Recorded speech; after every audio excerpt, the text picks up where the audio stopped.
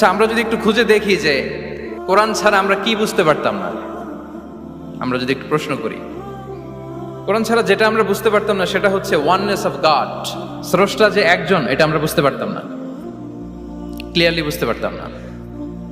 কেউ হয়তো ভাবতাম দুইজন তিনজন, আর যারা বুঝতে পারতো যে না, এই মহাবিশ্বের একজন নিয়ন্ত্রক থাকতে হবে, একজন কন্ট্রোলার থাকতে হবে, তারাও ওই গডের ফিচার কি, পরিচয় কি, ইন ডিটেইল তারা বুঝতে পারতো না। দেখেন, এত রেভেলেশন, এত আসমানি কিতাব আসার পরও এখনো অনেক মানুষ সূর্যের পূজা করে, চন্দ্রের পূজা করে, আগুনের পূজা করে না? কথা বলেন, করে না? করে। সূর্যকে পূজা করার অনেক রিজন ছিল। আমি ভেবে দেখেছি যে সূর্যকে মানুষ কেন পূজা করতে, এর কারণ বাহ্যিক দৃষ্টিতে সূর্যই সবচেয়ে শক্তিশালী। সূর্যের চেয়ে শক্তিশালী কিছু আর পৃথিবীতে দেখা যায় না। আর সূর্যের আলো ছাড়া পৃথিবীতে কেউ বাঁচেও না।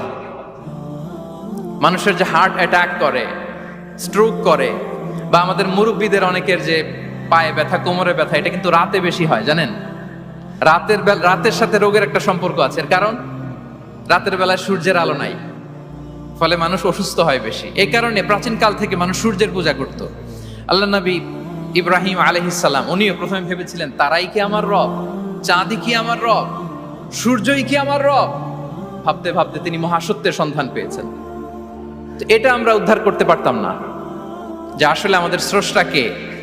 আর আমাদের মধ্যে যারা চিন্তাশীল, তারা হয়তো আমরা ভেবে একটা কুল কিনারা করতে পারতাম যে না, একজন স্রষ্টা থাকতেই হয়, না থাকলে কেমন করে হয়, কেউ না কেউ আছেন। কিন্তু তিনি যে ক্ষমাশীল, অনেক পাপ করে ক্ষমা চাইলে যে তিনি ক্ষমা করে দেয়, এটা আমাদের জানা থাকতো না, ঠিক কিনা? তিনি যে মহাজ্ঞানী, মনে মনেও যেটা ভাবি এটা উনি ধরে ফেলেন, এটা আমরা বুঝতাম না। 99টা সুন্দর সুন্দর নাম দিয়ে আল্লাহ তাআলা তার পরিচয় দিয়েছেন, এত ডিটেইল, এত নিখুঁত, এত জোরালো ভাবে। ওয়াননেস অফ গডের যে কনসেপ্ট, এটা রেভেলেশন না আসলে, কোরআনিক গাইডেন্স না আসলে আমরা বুঝতে পারতাম না। আর আমরা কি বুঝতে পারতাম না? আমাদের এই পৃথিবীতে আসার কারণ কি, আমাদের পারপাস অফ লাইফ কি, এটা আমরা উদ্ধার করতে পারতাম না। ভবগুরুর মতো ঘুরে বেড়াতাম, খেতাম, কাজ করতাম, পৃথিবী আবাদ করতাম, ডেভেলপমেন্ট হতো, উন্নতি হতো, কিন্তু আসলে পারপাস অফ লাইফ কি, এটা আমরা উদ্ধার করতে পারতাম না। কোরআন এটা আমাদেরকে ক্লিয়ার করেছে, ওমা খালাকাতুল জিন্না ওয়াল ইনসা ইল্লা লিয়াবুদুন। আমাদের পারপাস অফ লাইফ হচ্ছে slavery. We all are the slave of Allah. দাসত্বের জন্য আমরা তৈরি হয়েছি।